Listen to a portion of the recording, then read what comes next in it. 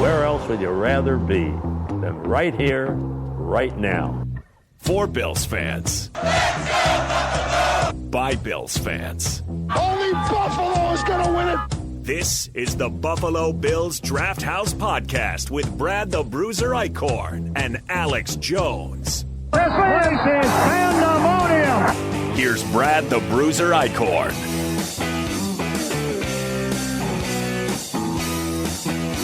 And welcome back for another edition of the Buffalo Bills Draft House Podcast alongside Alex Jones. I am Brad the Bruiser Eichkorn as we are fresh out of the 2024 NFL Draft Weekend. And we roll on here as mini camps will be coming up in June, training camp in July, preseason in August. Before you know it, it's going to be September and the season will be started here. But of what transpired last week, a lot to get into, Alex, concerning the Buffalo Bills. Before we go pick by pick and give you our analysis, how would you judge this draft class overall for the Buffalo Bills? I think it was one, Brad, that kind of reset the clock, as it were. It sort of showed there's a new era in Buffalo, and we'll get into it in a little bit, but it really feels like the Bills had a specific type in this draft, and so they pushed it for that specific type. Yeah, and it started on Thursday, technically didn't start, as all of us, Bills Mafia, waiting, get up to 28. Oh, they trade to Kansas City, take Xavier Worthy. All right, 32, here we go. Oh, I see the Carolina Panthers logo on the screen. That means, they traded. Yes, they did. They traded back. First pick in round one, Keon Coleman off the board, wide receiver from Florida State. Later in the second round, it was Cole Bishop, a safety from Utah.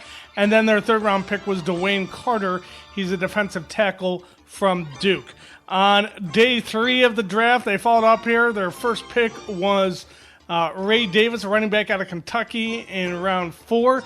At round 5, they took Cedric Van Pratten-Granger out of Georgia, a center. And then they go linebacker in the 5th round, taking Edefuan Ulofosio, and get the young man from Washington on the Buffalo Bills. And then they continue that on in the 5th round with Javon Solomon, an edge rusher from Troy, and then take an offensive tackle, Tylen Grable from UFC, Daquan Hardy, a cornerback from Penn State, and rounded out with Travis Clayton, who they're listing as a guard, but a rugby player coming in at 6'7", over 300 pounds from the UK. He'll be part of the exempt status there as he comes in off of that international program. So there you go, 10 picks for the Buffalo Bills. And let's get you some analysis on each of these. Let's start with Keon Coleman. There were other wide receivers still available on the board at this time, Mitchell being one of those from Texas. How did you feel about this pick? Of the wide receivers available, did you like their selection of Keon Coleman, Alex? Yeah, I thought it was really interesting, Brad. I mean, they could have gone in a few different directions with, maybe a Ladd McConkey or, like you said, an A.D. Mitchell. And I thought Keon Coleman kind of showed what the Bills are interested in this new person. And, a guy who can play physical, high point the ball, high compete, high character guy, young player. Very young, coming in at 20 years old in his year 21 year. So I think it's one of those where it's like, it's a very interesting pick because we've never really seen the Bills go after a guy like this, but it signals what Joe Brady wants from his ex-receiver in his offense. And what's interesting about this kid, Keon Coleman, before he came to Florida State last year, he was at Michigan State, and he was playing basketball for Tom Izzo and company. So how about that? We've seen other basketball players adapt nicely to football, i.e. one of the big ones is Antonio Gates, who didn't even play college football, played basketball for Kent State and went on for a great career at tight end with the Chargers. Maybe that'll help and translate real well into his game on the field for the Buffalo Bills and what we'll see in Joe Brady's first year completely controlling the Buffalo Bills offense. Yeah, and the guy's talked about as somebody who doesn't have breakaway speed, had a really good retort, never been caught from behind. And so I think it's one of those things where the Bills kind of have a good shot. This guy is going to be somebody who can come in and immediately compete, immediately be part of the offensive rotation. And going a little bit younger, something we've seen them do from time to time. Same thing, Greg Rousseau, Tremaine Edmonds, another famous early round pick that was on the younger scale. And I really like this choice. All right, later in the round, they address a hole at safety here with Cole Bishop. Now, presumably, it's going to be Taylor Rapp and I would say Dane out there, or excuse me, I'm missing up my safeties here for the Bills right now. Regardless, the way it looks right now, I mean, they went and picked up a kid who can fly over the field in Cole Bishop. How do you like this pick here for the Bills? I like it. He's a guy who hasn't had a ton of run at that deep high safety, but he played an incredibly complex defense in Utah. So the NFL game's not going to be super hard for him, to take the next step on. He flies all over the place, 4.45 speed, which is really impressive for a safety. And it'll be interesting to see how he works into the Bills' safety rotation. Is he just, third down guy? Is he somebody that they go after, mid-tier? And it'll be interesting to see how they fill out that room. Even maybe going after a more, maybe a more, I don't want to say veteran guy, but a guy who's been around a little bit more. There's still some really big names floating around. Bills signed Mike Edwards during the offseason, re-signed Taylor Rapp. Yep. DeMar Hamlin's still on the roster. So you know what? I think there's some talent there, and I think Bill's going to be able to mix in there a little bit. All right, I need to apologize right now. I'm going to correct myself right away. I nearly said Dane Jackson. I knew that's not. He's with the Carolina Panthers. He's a corner. I was thinking Cam Lewis was converting to safety, but no, he's still listed on the roster as a corner at this point. But like you said, yeah, Mike Edwards coming in from Kansas City maybe fills that role, but this could be something that Cole Bishop comes into, or perhaps just, rotates and gets some reps here or there. But I think it's someone who I think you're going to poise and see getting on the field here for the Buffalo Bills in a very short while. 100%, Brad. I think he's a guy who could be a day one contributor, somebody who can, find inside, you can find room for and get him on the ice. All right, so the Buffalo Bills continued on their draft. They take a defensive tackle there out of Duke. All right, so Dwayne Carter comes in. Thin at the line is, they let some folks go in the offseason. Jordan Phillips, he's with the Giants now. Tim Settle, he's with the Texans. Got to bring in some youth movement here. And Dwayne Carter comes in. How do you like this draftee? I like him a lot. He's a guy who has some flexibility. This feels very much like a pick that Brandon Beane is going to be like, you know what, I'm gonna make some hay with this one. It's a guy who he may take a little bit of time to develop, but still somebody who could give you some production in his first year. All right, fourth round we go. Ray Davis, a running back out of Kentucky. I kind of felt that they were going to draft a running back, and I think they're looking for that, 1-2 punch that you have there with James Cook, and maybe Ray Davis will be the number 2 here, coming in at a little bit bigger size at 5'10", 216. What do you think? How does he fit into this Bills offense? What do you think of this selection? I like it a lot. I think he's a change of pace back guy. He's a guy who can offer you a lot. He's shifty. He's not deadline speed fast like James Cook, but he's kind of got that motor Singletary with a really upside in the pass game. I think he's a good pass protector. People don't really talk about that skill set of his, but I think he's really good at it. I also think he's really good at in the pass game receiving, set the most touchdowns since Naheem Hines in the SEC with 7 at Kentucky. So I think he's a guy who, there's going to be a little bit of growing for him, but he fits really interestingly into this offense. All right. And then halfway through the Bills draft selections here, player number 5 taken, Cedric Van Pran Granger coming in out of the University of Georgia. As we know, they were national titles, not this past season, but the past two. You have Mitch Morse retiring. We see, a move over to center as they move Connor McGovern from guard to center at this point. So maybe some depth, someone who can sit behind him and learn. How do you feel about this selection? A guy who only allowed one sack during his time at center.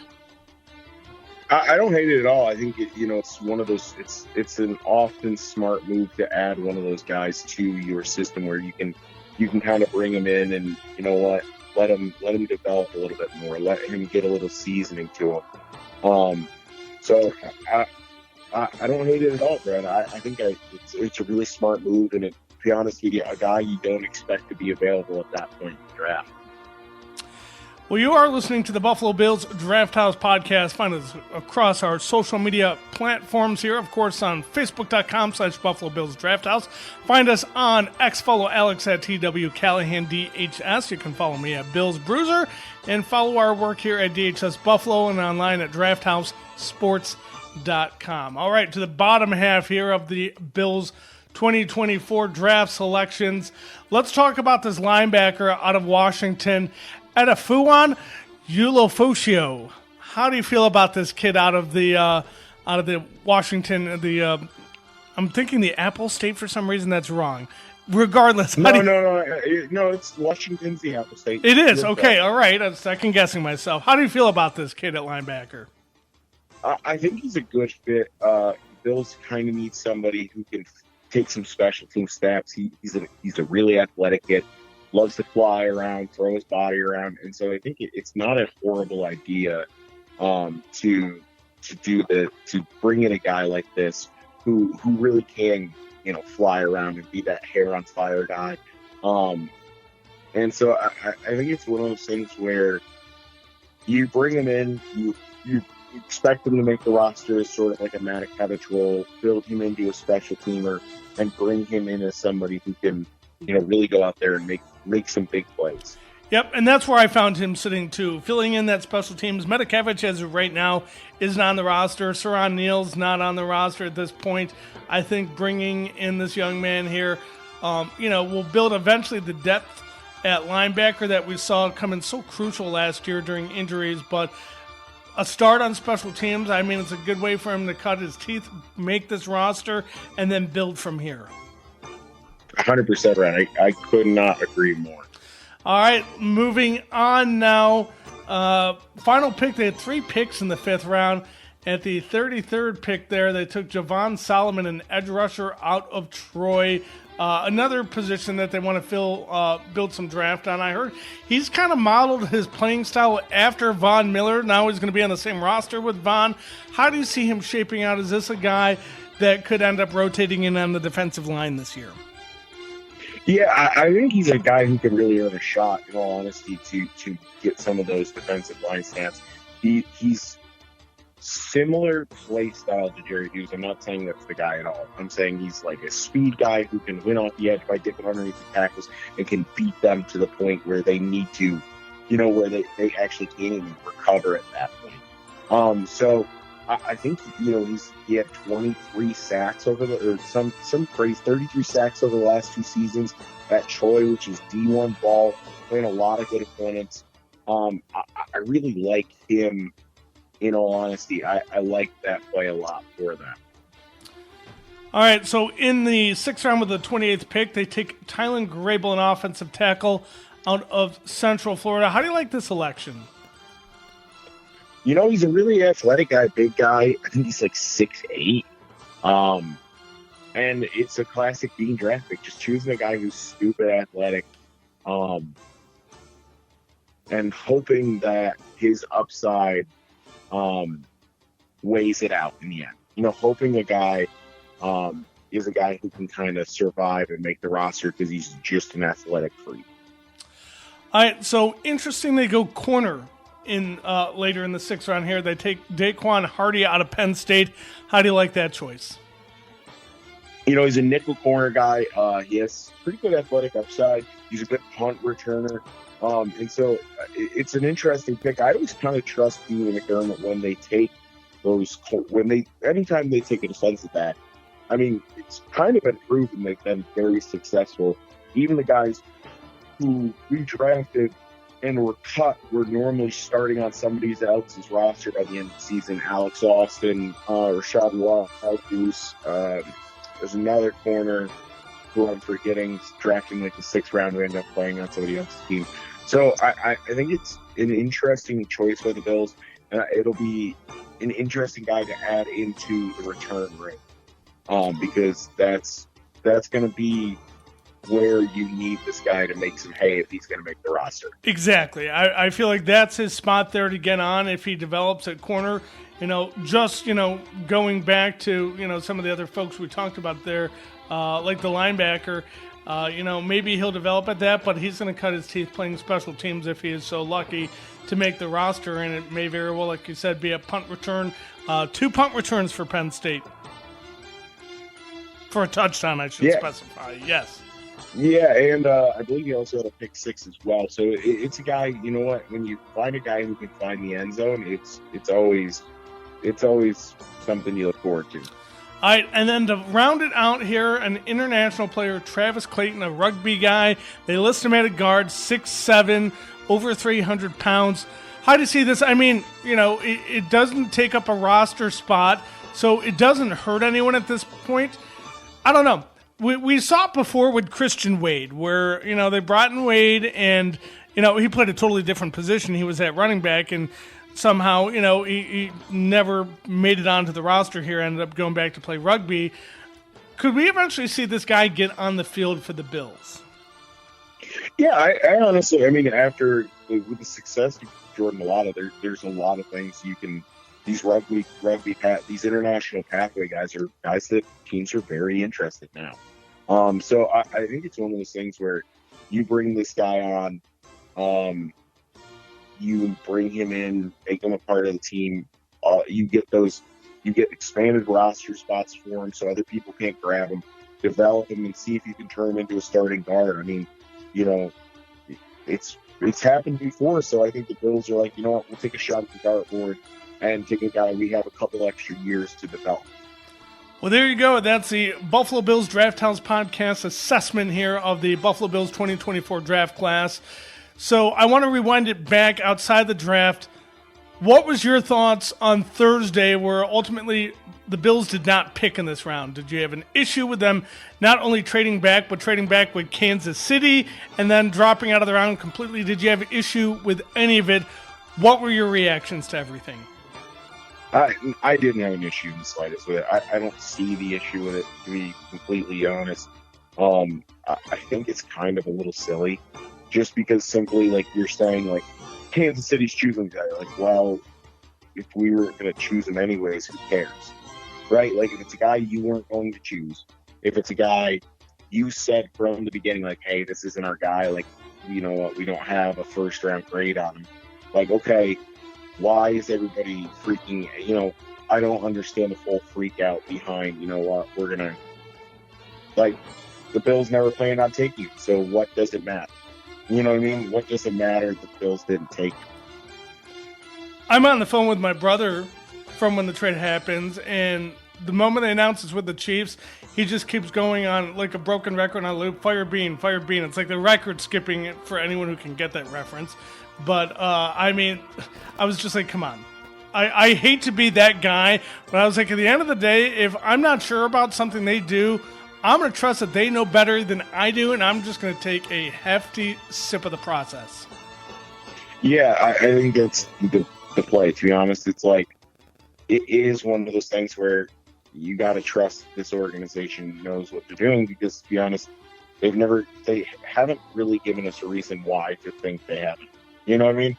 Like, there's no reason for us to think they have not. So, you know what? It is what it is. It is what it is. Like, if you don't want the pick, all right, I get it a little bit. I personally like trading back, getting those extra picks, getting some more shots at the dartboard. But at the same time, if you're sitting here like, you know what, I think we should fire Bean. Like, okay, cool. Let's go back to the way we did it before, which was just pure mediocrity. And like, and don't get me wrong, I'm not saying that there's not there is fair criticism to be had of Brandon Beane. 100% fair criticism. At the same time, you should also probably look about it and be like, you know what was this organization before he got it? Oh, that's right, it's an absolute dumpster fire of an organization. So you know what? Like, maybe take like a little look in the mirror and be like, yeah, you're right. We probably shouldn't start casting the only person who's brought success to this organization in 3 decades. No, we're at a point here where I feel like the deck is just being, slightly reset. And it's never a full-blown reset with this franchise when you have a franchise quarterback like Josh Allen. So, I mean, it's just getting younger, I feel like, at the core overall. And, trading back some of the moves they made, going back into the 3rd round. And I think that's part of the reason why he made that deal, I would like to think, with Kansas City based on that compensation, because you could hear it in his voice. They were burned that the NFL didn't give them a 3rd-round comp pick for Tremaine Edmonds signing with the Bears. Yeah, 100%. It really felt like the Bills felt like they got kind of screwed over by the NFL, and I think they kind of did. The NFL up to that point had told them nothing but, 100% you'll get this. 100% you're going to get this. You're going to get this. And then for the NFL to turn around and be like, actually, joke's on you. You don't, in fact, get it. Seems like a bit of, a little bait and switch from the NFL, their algorithm set up until that point, and then the algorithm suddenly changed. Like, all right, cool. So I think it's one of those things where, it is, unfortunately, it is what it is, but I kind of expect them to come out and, they came out of this with some success, right? Mm-hmm. They came out of this better than they were previously. They got more shots at the dartboard, and although they didn't add any picks, they moved up in picks. They moved up great heaps and bounds in those picks, getting into the 3rd round, being able to find talent there, taking a couple shots. And also the part of it we also have to think about is 2nd-round picks get paid significantly less than 1st-round picks. The 33rd overall pick makes significantly less than the 32nd overall pick. So this could be also being like, you know what, we need to save a little money because maybe we want to go after a guy like OBJ or Justin Simmons or anybody like that. Sure. So you know what, like, everything doesn't exist in a singular vacuum. Everybody's like, oh, they should have traded for Malik Davis. All right, cool. You know what else it takes to trade? A partner. You can't trade up for Brian Thomas Jr. or Malik Neighbors, Roma Dunzier, if no one's willing to trade with you. If no one is willing to trade, it doesn't matter how much you call, no one's going to answer. And there's a lot of spots on this roster that need to be filled, and it's taken multiple shots at the dartboard. That's something you should probably try to do if you have some holes like that. And I think another trade that the Bills made in this draft that maybe didn't get the attention that the first 2 trades got, but on day 3, the Bills traded one of their 4 5th-round selections. It was their 144th pick, traded to Chicago. They got a 4th round next year, so you're looking at next year's draft. They already have 2 seconds and 2 fourths. Awesome. And if you look at the comp, I think we get an extra 4th, an extra 5th, and an extra 6th. So you're looking at a lot of shots at the dartboard. And you know what? Like, as much as fans may not like it, that is the smart choice. That is the choice to make. Yep. No, I was totally good with it. I mean, giving a 5th now for 4th next year? Yeah. Giddy up. Let's 100%. Go. Yep. And if you have nobody, it's also one of those things like, all right, cool, there's nobody really valued here. Yeah, give me more. So essentially the Bills ended up trading, because that was from the Bears. So I believe that was the Bills got, as part of the Rasul Douglas trade, the Ryan Bates trade. Yes. That was the pick from the Ryan Bates. Yep. The Bills traded Ryan Bates for a 4th round pick. Not bad in the slightest. No, not at all. All right, how about this? How about some of the Buffalo Bills undrafted free agent signings? One of them, a very familiar name here, Frank Gore Jr., the son of Frank Gore, who played running back at one point with the Buffalo Bills in the twilight of his career. His son, a running back out of Southern Miss, comes in and does not go drafted. So Buffalo scoops him up as an undrafted free agent. Is this a guy who has a chance to make the roster at this point? I mean, he did some impressive things. set an FBS record for yards in a bowl game, like over 300 yards in a bowl game. He was the East-West Shrine MVP. There's a lot to like here. How do you feel about Frank Gore Jr.? Yeah, I like it a lot. I think, it's a guy, you're taking a shot at the dartboard. Your worst case scenario is, oh darn, he doesn't make the roster, right? Like, you're just saying like, okay, camp bodies. Worst case scenario, this is a guy that we just never see again. Other guys you may never see again, Ohio State wide receiver Xavier Johnson, Auburn offensive lineman Gunnar Britton, Utah offensive guard Keaton Bills, Troy quarterback Gunnar Watson, Tulane wide receiver Lawrence Keyes, Miami inside defensive lineman Branson Dean, Clemson cornerback Sheridan Jones, Western Michigan cornerback Kenny H. Lovely, Arkansas safety Walcott, and then San Diego State punter Jack Browning. Any of those names that you like, or just more camp bodies that maybe really they make the roster here? I really like the punter out of San Diego State. I think there's a little bit of juice to him. He's got a live leg that really can throw the ball around, and so I think he's a guy who that the Bills could take a shot on and have some success with. So are you saying he could potentially challenge Sam Martin to a roster spot? Yeah, 100%. I mean, they have Matt Hawk, Sam Martin, and this guy now. Forgot Hawk's back, yes. He's got a live leg. There's this advanced analytics stat I was looking at. I can't remember it. Basically what it does is it measures it's like a new style of measuring punter. So it rewards hitting people deep, but it also rewards changing the field and looks at the metric. And he was the top punter from this year in this metric of both being able to change the field, but also being able to pin people deep inside the 10 and 5 yard. So you know what? If he's a dude who can do that, like, I'm all for it. All right, and then other news that broke today here in Western New York, Greg Rousseau's fifth-year option picked up, so the Bills will see him through the 2025 season. I would think next year they'll try to work to get an extension done with him, because so far I like the body of work of Greg Rousseau. I think there's still more upside that we can see, but he's been impactful on the field. His size has definitely caused an issue for opposing offensive lines, quarterbacks, whoever it may be, that yeah, I'm on board with this. Big fan of Gru. 100%, Brad. Couldn't agree more. Fully on board with this. It's a smart decision. And to be honest, kind of a no-brainer. Like, it is a bit of a no-brainer for the Bills to be like, yep, we're going to bring this guy back because he had, some really good success with the Bills and seems to be building something really, that he seems to be building himself into a really good pass rusher. Well, I want to say that going into the spring here, I know rookie camp is coming up around the corner.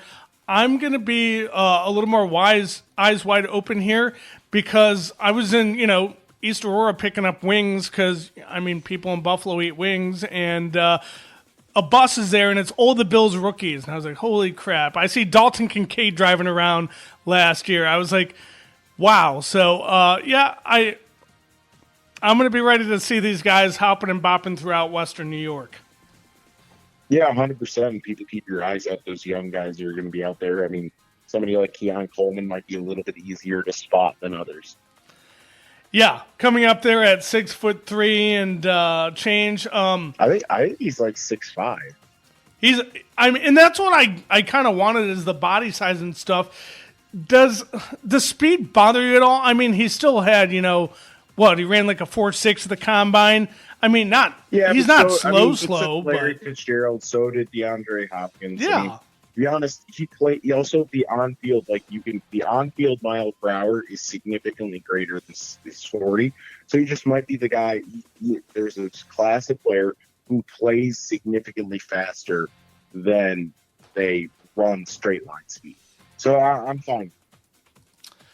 All right, well, that's going to do it for this edition of the Buffalo Bills podcast. However you may be listening to us, Spotify, Amazon Music, YouTube, we're so glad that we could be part of your day. Make sure, give us a like on Facebook, follow us across Twitter, at Bills Bruiser, at TW Callahan DHS, at DHS Buffalo, and find us online at drafthousesports.com.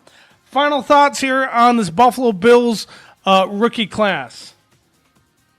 I wouldn't be shocked at all to see the Bills make another move and maybe bring a veteran in or somebody with a little bit of experience to, really round out this offensive core. So keep your eyes out for that. I think this offense, without a doubt, is going to have a very different look than it has the past couple of years. It's Joe Brady. His fingers on the button this time. We saw how they, ran the ball so much better down the stretch that I'm wondering if that just becomes part of their core. Now, I know you have a guy like Josh Allen who can really sling the rock. I don't think that'll ever take away. But as they say, sometimes the run opens up the pass. Exactly. And you know what? From everything we've heard so far from Joe Brady, it makes me very interested to see what he's going to be bringing into this season. Well, again, we'll look forward to leading into the Buffalo Bills 2024 season throughout the course of this spring and summer. Make sure to follow us across our networks, and if you're not subscribing, go ahead and hit that subscribe button. All right, big thanks to everyone for tuning in. For Alex Jones, I'm Brad the Bruiser Eichkorn. Go Bills.